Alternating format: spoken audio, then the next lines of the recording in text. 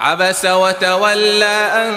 جاءه الأعمى وما يدريك لعله يزكى أو يذكر فتنفعه الذكرى أما من استغنى فأنت له تصدى وما عليك ألا يزكى وأما من جاءك يسعى وهو يخشى فأنت عنه تلهى كلا إنها تذكرة فمن شاء ذكره في صحف مكرمة مرفوعة مطهرة بأيدي سفرة كرام بررة قتل الإنسان ما أكفره من أي شيء خلقه من نطفة خلقه فقدره ثم السبيل يسره ثم أماته فأقبره ثم إذا شاء أنشره كلا لما يقض ما أمره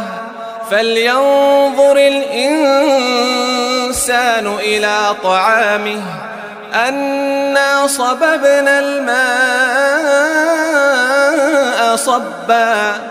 ثم شققنا الأرض شقا فأنبتنا فيها حبا وعنبا وقضبا وزيتونا ونخلا وحدائق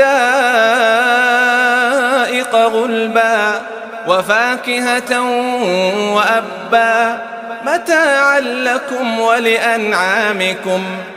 فإذا جاءت الصاخة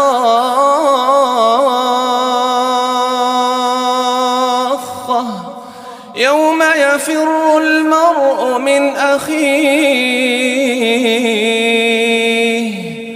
وأمه وأبيه وصاحبته وبنيه لكل امرئ منهم يومئذ شأن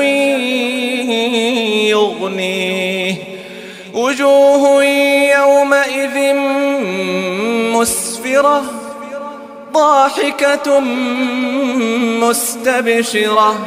ووجوه يومئذ عليها غبرة ترهقها قترة أولئك